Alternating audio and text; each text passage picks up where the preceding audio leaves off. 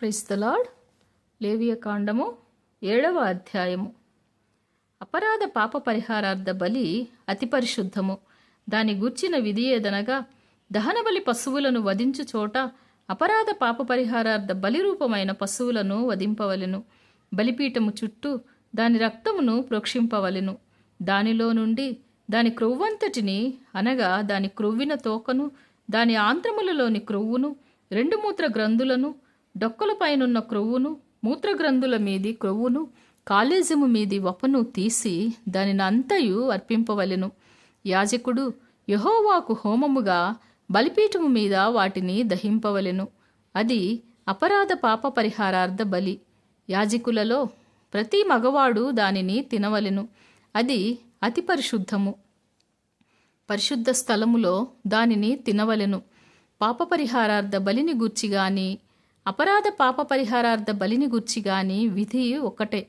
ఆ బలిద్రవ్యము దాని వలన ప్రాయశ్చిత్తము చేయు యాజకుని దగును. ఒకడు తెచ్చిన దహన బలిని ఏ యాజకుడు అర్పించునో ఆ యాజకుడు అర్పించిన దహనబలి పశువు చర్మము అతనిది, అది అతని దగును. పొయ్యి మీద వండిన ప్రతి నైవేద్యమును కుండలోనే గాని పెనము మీదనే గాని కాల్చినది యావత్తును దానిని అర్పించిన యాజకునిది, అది అతని దగును. అది నూనె కలిసినదే గాని పొడిదే గాని మీ నైవేద్యములన్నింటినీ అహరోను సంతతి వారు సమముగా పంచుకొనవలెను. ఒకడు యెహోవాకు అర్పింపవలసిన సమాధాన బలిని గూర్చిన విధి ఏదనగా, వాడు కృతజ్ఞతార్పణముగా దాన్ని అర్పించునప్పుడు తన కృతజ్ఞతార్పణ రూపమైన బలిగాక నూనెతో కలిసినదియు పొంగనివియునైనా పిండి వంటలను, నూనె పూసినవియు పొంగనివియునైనా పలుచని అప్పడములను, నూనె కలిపి కాల్చిన గోధుమ పిండి వంటలను అర్పింపవలెను.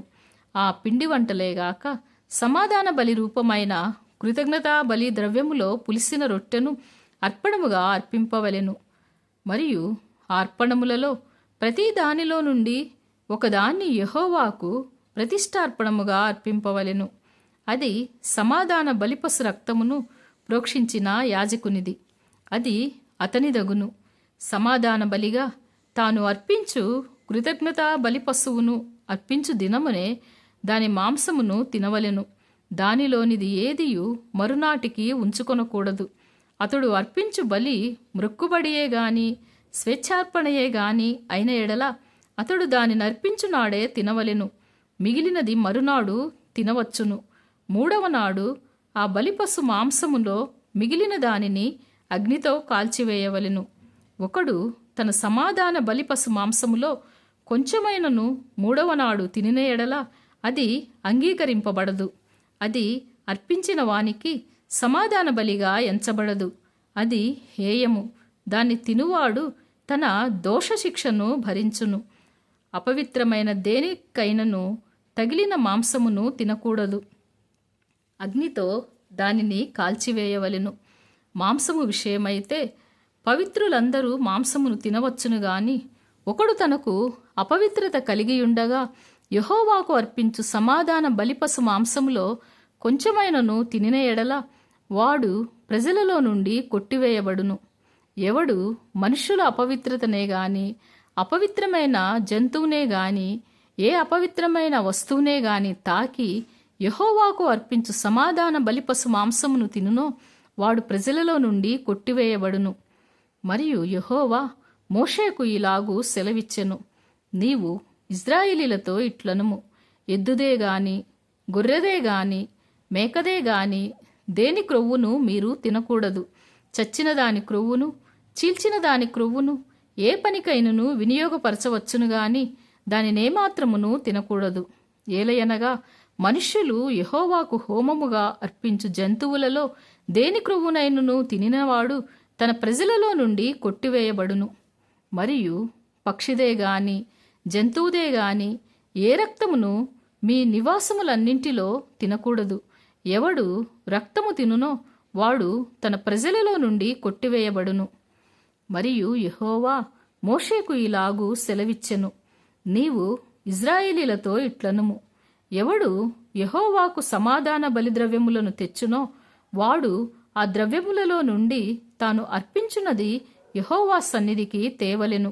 అతడు తన చేతులలోనే యెహోవాకు హోమద్రవ్యములను అనగా బోర మీద క్రొవ్వును తేవలెను. యెహోవా సన్నిధిని అల్లాడింపబడు అర్పణముగా దానిని అల్లాడించుటకు బోరతో దానిని తేవలెను. యాజకుడు బలిపీఠము మీద ఆ ద్రవ్యమును దహింపవలెను గాని బోర అహరోనుకును అతని సంతతి వారికిని చెందును. సమాధాన బలిపశువులలో నుండి ప్రతిష్టార్పణముగా యాజకునికి కుడిజబ్బనియ్యవలెను. అహరోను సంతతి వారిలో ఎవడు సమాధాన బలియగు పశువు రక్తమును క్రొవ్వును అర్పించునో కుడిజబ్బ వానిదగును. ఏలయనగా ఇజ్రాయేలీల యొద్ద నుండి అనగా వారి సమాధాన బలిద్రవ్యములలో నుండి అల్లాడించిన బోరను ప్రతిష్ఠితమైన జబ్బను తీసుకొని నిత్యమైన కట్టడ చొప్పున యాజకుడైన అహరోనుకును అతని సంతతి వారికిని ఇచ్చియున్నాను. వారు తనకు యాజకులగునట్లు యెహోవా వారిని చేరదీసిన దినమందు యెహోవాకు అర్పించు హోమద్రవ్యములలో నుండినది అభిషేకమును బట్టి అహరోనుకును అభిషేకమును బట్టియే అతని సంతతి వారికిని కలిగెను. వీటిని ఇశ్రాయేలీలు వారికియ్యవలెనని యెహోవా వారిని అభిషేకించిన దినమున వారి తరతరములకు నిత్యమైన కట్టడగా నియమించెను. ఇది దహన బలిని గూర్చియు అపరాధ పరిహారార్థపు నైవేద్యమును గూర్చియు పాప పరిహారార్థ బలిని గూర్చియు అపరాధ పాప పరిహారార్థ బలిని గూర్చియు ప్రతిష్ఠిత అర్పణమును గూర్చియు సమాధాన బలిని గూర్చియు చేయబడిన విధి. ఇజ్రాయేలీలు యెహోవాకు అర్పణములను తీసుకొని రావలెనని సీనాయి అరణ్యములో ఆయన ఆజ్ఞాపించిన దినమున యెహోవా సీనాయి కొండ మీద మోషేకు అలాగుననే ఆజ్ఞాపించెను. God bless you.